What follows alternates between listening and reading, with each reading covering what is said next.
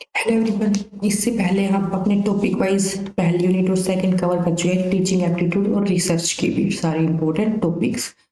और रही एमसीक्यू की बात, तो हम अपने टीचिंग एप्टीट्यूड कवर कर चुके हैं। अब हम करेंगे अपने रिसर्च की, और ऐसे करके अपनी जितनी भी सारी 10 की 10 यूनिट है ना, वो हम सारी कवर कर लेंगे, एमसीक्यू के अकॉर्डिंग भी और सारे कॉन्सेप्ट वाइज भी। और अगर इसके नोट्स और ये जितने बुक्स की पीडीएफ वगैरह, ये सारे आपको मेरे टेलीग्राम चैनल पे मिल जाएंगे। और जैसे ट्रिक्स वगैरह या कुछ भी जैसे शॉर्ट्स होते हैं ना, इमेज, वो आपको इंस्टा पे मिल जाएंगी। और वहाँ और कमेंट में और कोई फीडबैक या फिर सजेशंस है, वो आप मेरे को कमेंट कर सकते हो। तो शुरू करते हैं अपने क्वेश्चंस फटाफट से। ये स्टार्टिंग में थोड़े बेसिक है, फिर आगे जाके थोड़े अच्छे क्वेश्चन आ जाएंगे इसमें। देखो ये रिसर्च है क्या, तो आप एक सेकंड ना खुद सोच के देखो सारे की कौन सा ऑप्शन सही हो सकता है, फिर मैं बता देती हूँ। ठीक है, फिर इसका देखो, रिसर्च है एक purposeful systematic activity.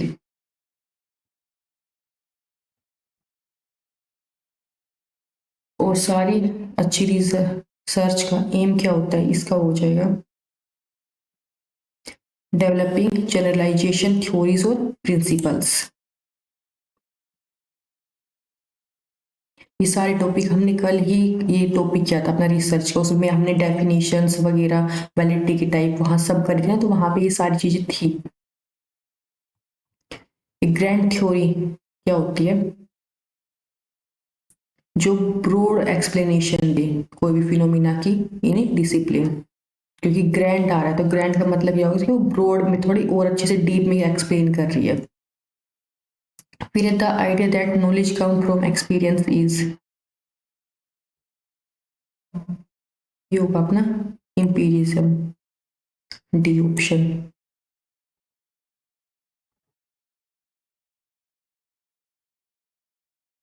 Theory is defined as, तो दोनों ही आ जाएंगे इसमें, both A and B. Set of systematic related statement और लो लाइक जनरलाइजेशन, दोनों ही टाइप से हम थ्योरी को डिफाइन कर सकते हैं। देखो, एपिस्टियोमोलॉजी रिफर्स टू, ये ऐसी टर्म्स है ना, इनको थोड़ा सा ध्यान रख लो, बस ये थोड़ी इंपॉर्टेंट हो जाती है। ये क्या हुआ, acceptable level of knowledge in a field of study. Which of the following is a function of theory, ये है मेकिंग प्रिडिक्शन, कि हम पहले कुछ भी प्रिडिक्शन कर लेते हैं ना, कि हाँ ये हो सकता है वो हो सकता है, फिर हम उसकी थ्योरी पे काम करते हैं। कौन सी टर्म कह रही है कि idea that knowledge come from experience, क्योंकि इसमें मानी जाती है ये बात कि हमारे पास जो भी नॉलेज है वो एक्सपीरियंस से आ रही है। ये अपना एम्पिरिज्म, फिर से तो ये समझ लो ये क्या कह रहा है, किससे रिलेटेड हो जाएगी। In every field, research pursuits promote systematic and gradual advancement of knowledge, but discoveries are rare because, तो क्या है, बहुत ज्यादा हम प्रमोट वगैरह करते हैं नॉलेज को, लेकिन डिस्कवरीज बहुत कम होती है। हम देखते हैं ना कि सब लोग लगे हुए हैं पीएचडी में, रिसर्च में, लेकिन रिसर्च हम बहुत कम निकल के आते हैं कि देखो ये नई चीज इन्वेंशन हुई है। तो ऐसा क्यों होता है?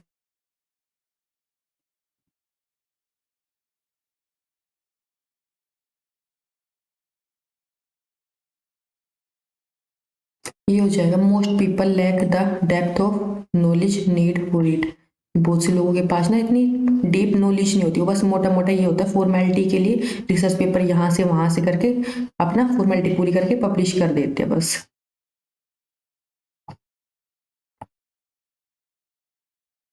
ये हो गया metaphysics means,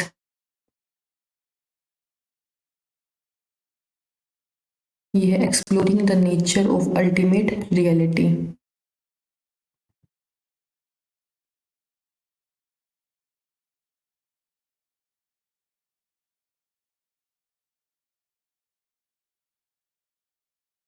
which of the following is not correct, तो पहले पढ़ लो तीनों कौन सी सही है और एक फिर गलत निकल जाएगी। वेल रीड पर्सन होना चाहिए, कि वो उसको बर्थ एक रिसर्चर दूसरे रिसर्चर को पैदा करे या फिर कंट्रीब्यूट करे अपनी नॉलेज में और एक अच्छा पर्सन हो। तो कौन सा करेक्ट नहीं है? वो क्या कह रहा है कि वो जरूरी नहीं है एक अच्छा पर्सन हो। ठीक है, रिसर्चर कोई कई रिसर्चर होते हैं जैसे आपने देखा होगा ना कि बॉम्ब वगैरह में या फिर बहुत गलत कामों में भी अपनी रिसर्च यूज कर लेते हैं।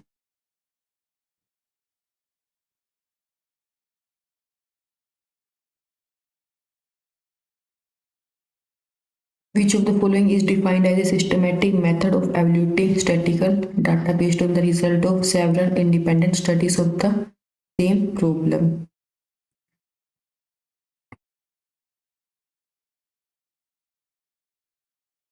तो एक तो देखो सेम प्रॉब्लम की बात कर रहे हैं और सिस्टमेटिक मेथड बोल रहे हैं, ये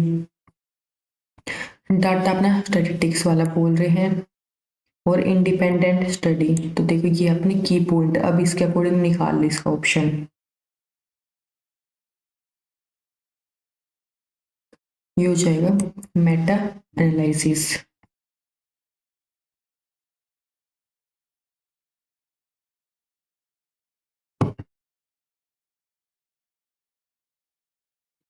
जो क्वालिटी ऑफ रिसर्च होती है वो हम किससे पता करते हैं मेनली? ये हो गया rigour with which it was conducted, कि वो किस मेथड से कंडक्ट की गई है। ठीक है,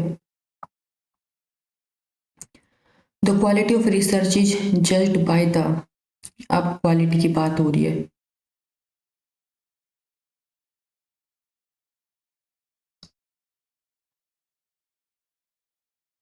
इसमें भी सेम मेथड हमारा देखते हैं कि कौन से मेथड से रिसर्च की गई है।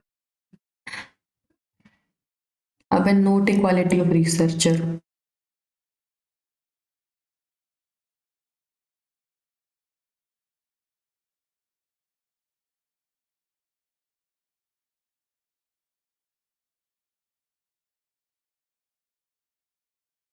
ये नहीं है कोई क्वालिटी।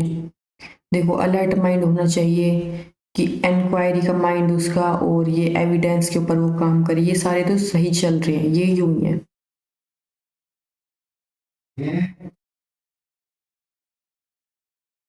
तो देखो पब्लिशिंग रिसर्च वर्क और पीरियोडिकली कहाँ पे हो जाएगा, मतलब टाइम टू टाइम आ रहा है। ये हो जाएगा जनरल्स।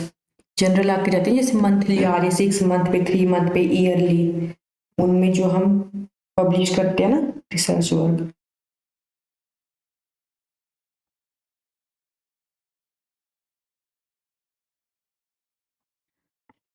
देखो मेन टास्क क्या होता है रिसर्च का मॉडर्न सोसाइटी में? ये हो जाएगा to keep pace with advancement. ठीक है, तो होना चाहिए क्योंकि मॉडर्न सोसाइटी के लिए पूछ रहा है स्पेशली हमसे। डिस्कवर न्यू थिंग तो होनी चाहिए तभी मॉडर्न सोसाइटी बनेगी वो। क्रिटिक नहीं है, ठीक है, तो ये हट जाएगा हमारा क्रिटिक और पहले की राइटिंग पे लिखो। ये कोई लॉजिक नहीं बना मॉडर्न से रिलेटेड। फिर ये सही है कि उनको अच्छे से एग्जामिन करें, इन्वेस्टिगेशन सोर्स ऑब्जेक्टिविटी, तो इसका हो जाएगा 4 2 1। पी को हटा दो बस।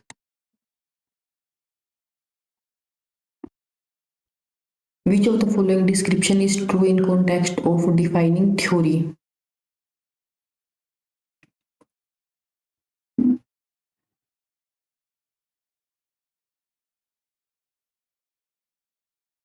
An organized body of concept and principle intended to explain a particular phenomena.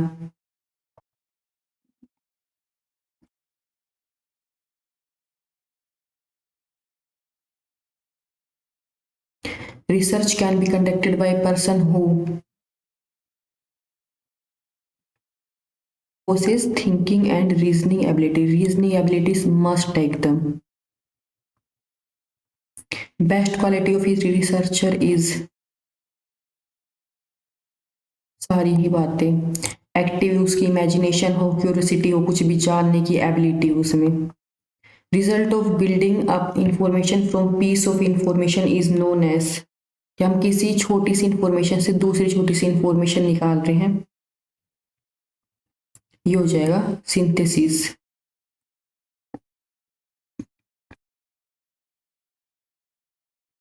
Result of setting out a reasoned argument in steps is known as, ये हो जाएगा एन एवोल्यूशन।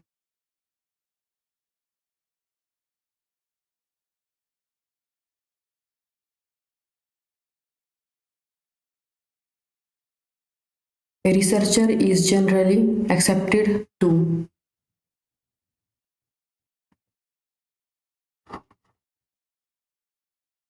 तो इससे ये उम्मीद की जाती है वो न्यू प्रिंसिपल और थ्योरीज को जनरेट करे।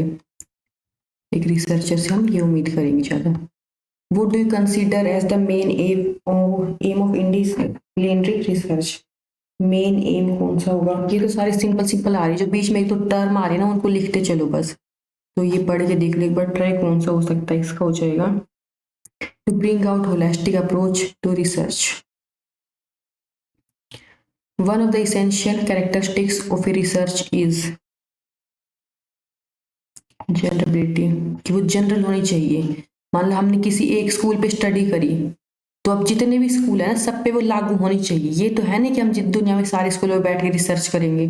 तो जनरबिलिटी बहुत इंपॉर्टेंट है कि वो हर जगह लागू हो, अगर हम छोटे सी एरिया में भी रिसर्च कर रहे हैं तो। फिर the depth of any research can be judged bye,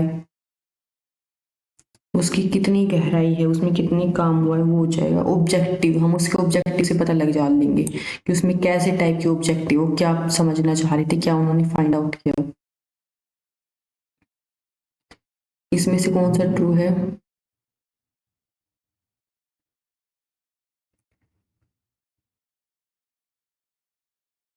वो एक्सप्लेन करते फिनोमिना को, एक्सप्लेन करती है हाउ वाई क्वेश्चन को, और वेल डेवलप्ड होती है। तो ये सारे के all of the above. Research is always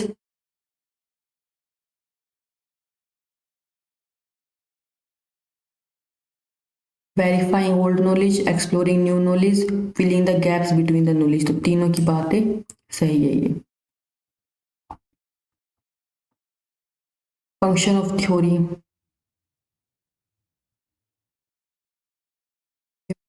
all the above. इसे हम समराइजिंग भी कर रहे हैं, making prediction, explaining the phenomena.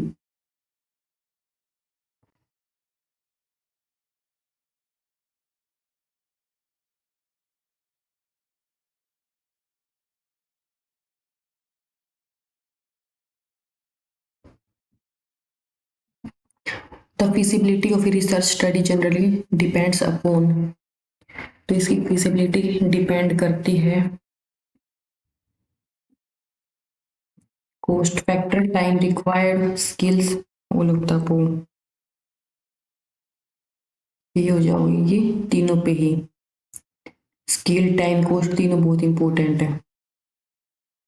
फिर है ये क्वेश्चन कितनी बार वर्ड आ चुका है, इसका मतलब क्लियर हो जाना चाहिए। एम्पिरिस्ट believes that,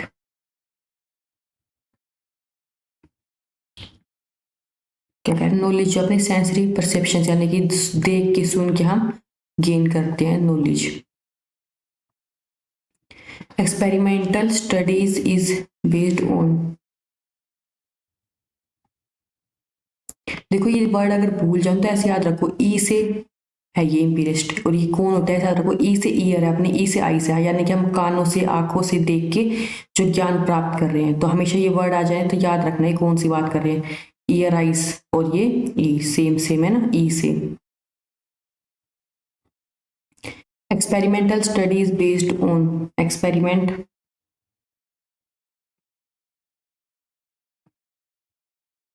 law of single variable, manipulation, दोनों ही दोनों हो जाएंगे।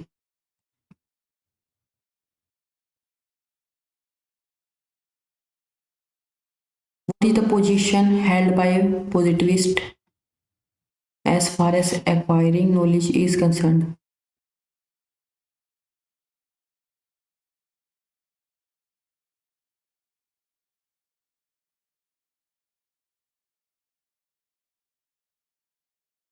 Scientific research should be based on value-free empirical observations.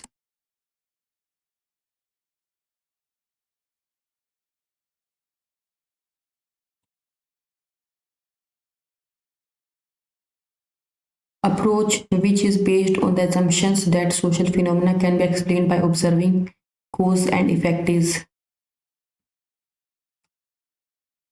एक तो सोशल है, उसके कोज और इफेक्ट देख रहे हैं हम, तो ये हो जाएगी positives.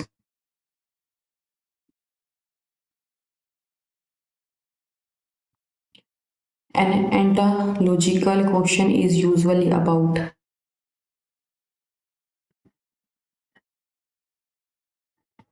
study of things outside ourselves and external reality। जो हमारे बाहर की चीज है ना, उसकी जो हम स्टडी कर रहे हैं वो हो जाएगी। Note a characteristics of researcher नहीं है। देखो, इंडस्ट्रियस परसिस्टेंट होना चाहिए, स्पेशलिस्ट होना चाहिए, ऑब्जेक्टिविटी होनी चाहिए, note versatile in his interest and even in his native abilities. तो ये वाला ऑप्शन हो जाएगा इसका D. An important practical issue to consider while designing a research project is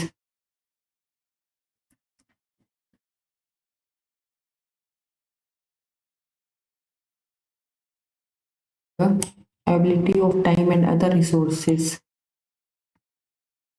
जब हम प्रैक्टिकल काम करने लगते हैं ना, प्रैक्टिकल इशू, तो एक तो हमारा टाइम बहुत इंपॉर्टेंट पड़ जाता है और हमारे पास क्या रिसोर्स अवेलेबल है, ठीक है, तो उसका बहुत इम्पैक्ट पड़ता है।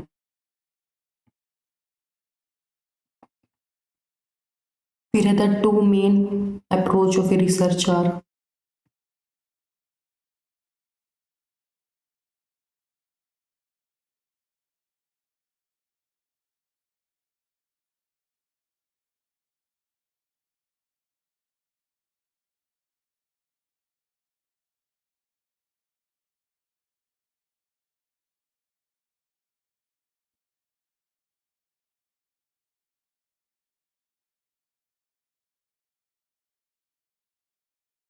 देखो, दो अप्रोच हो सकती है, या तो हम सर्वे कर ले, क्वेश्चन आयर फिल करवा लें, डाटा कलेक्शन एनालिसिस, ये तो स्टेप्स हो गए। सैम्पलिंग, डाटा कलेक्शन, ये भी क्या हो गई, टाइप में ही आ जाएगा। ये कैसे हम करें, डाटा कलेक्ट, सैंपल ले रहे हैं, पूरा डाटा का एक ही बात, ये है क्वालिटेटिव क्वांटिटेटिव, ये टाइप आ जाएंगी।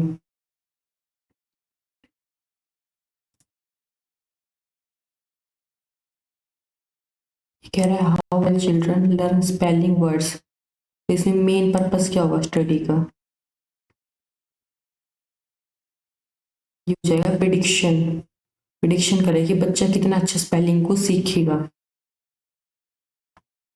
क्वालिटेटिव रिसर्च इज, तो क्वालिटी और क्वांटिटी में आई होप सबको ना क्लियर होगा मीनिंग।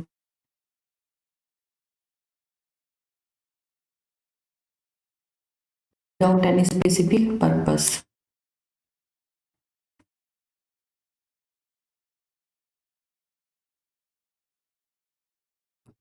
अब हम इनमें मैच करेंगे।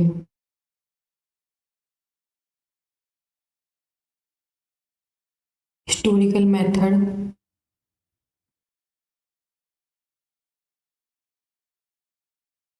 ये है हिस्टोरी में हम पास्ट इवेंट देखते हैं। देखो पास्ट,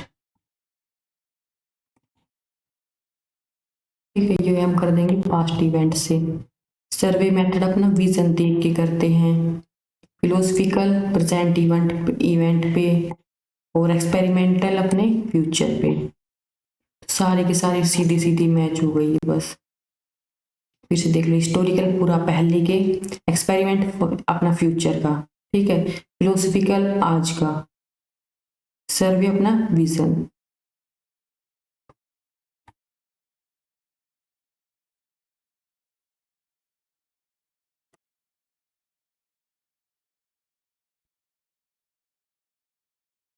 तो किसमें फैक्ट और कोज को हम लेते हैं डाटा गैदर करने के लिए, ये हो जाएगा अपना क्वांटिटेटिव। क्वांटिटेटिव क्या होते हैं, उसमें नंबर होते हैं कि 10 15 20 50, और क्वालिटी में नंबर नहीं होता, वो ये बताती है कितनी अच्छी है, ठीक है। मान लो दूध है, हम उसको बता रहे हैं ये 10 किलो दूध है, 5 किलो दूध है, तो वो तो हो गया क्वांटिटी, और हम ये कह रहे हैं ना कि बहुत अच्छा साफ ताजा फ्रेश दूध है, मीठा दूध है, बहुत ये तो बहुत ही टेस्ट मतलब हेल्थी है, प्योर है, तो वो उसकी क्वालिटी आ जाएगी। ठीक है, ऐसे याद रखो। In psychology the education experimental research is also termed as education experimental research. A SR stimulus response, देखो stimulus भी आ गया, response भी आ गया। Fundamental research is usually carried out in fundamental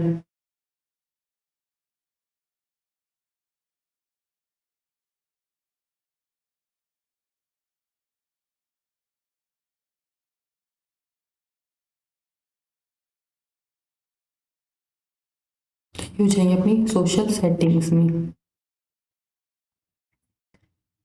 The research which is exploring new fact through the study of the past is called,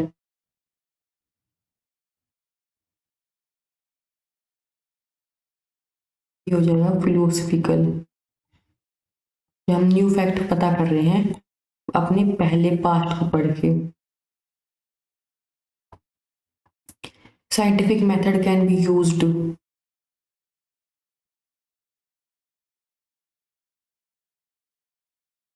only in physical, only in social, both in physics, तो both हो जाएगा, दोनों में ही हम use कर सकते हैं।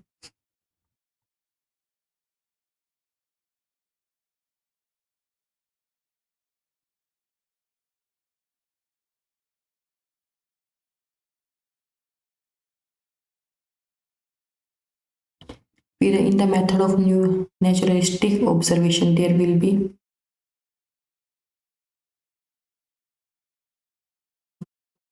हमें नेचर में ना उसको ऑब्जर्व करना पड़ेगा, अपने नेचर को ही अच्छे से, ठीक है, अच्छे से।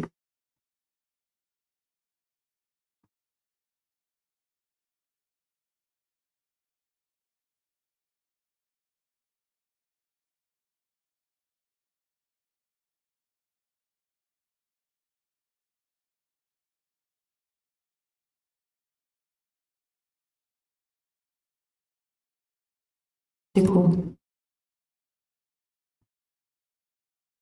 थ्योरेटिकल मॉडल, थ्योरेटिकल थ्योरी में हम पूरा ना डिस्क्राइब करके लिखते हैं, descriptive research,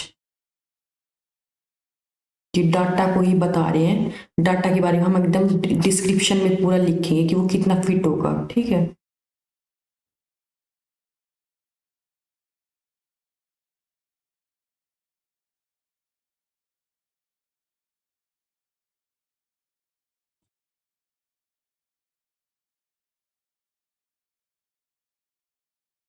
experimental criticism, historical control कर सकते हैं हम उसको, और केस स्टडी इंट्यूटिव, और एंथ्रोग्राफी इंटरप्रेटिव। तो ये हो गया हिस्टोरिकल, देखो कंट्रोल्ड है क्योंकि उसमें कुछ चेंज नहीं होने वाला, जो हो लिया वो हो लिया। एक्सपेरिमेंट कर रहे हैं तो उसमें हम कमियां निकालेंगे, एक्सपेरिमेंट हम इसीलिए निकालते हैं कि हाँ क्या बात सही है क्या गलत है। केस स्टडी इंट्यूटिव, अपना एंथ्रोग्राफी इंटरप्रेटिव, ये इसका ऑप्शन हो जाएगा। The important prerequisites of research in sciences, social science and humanities are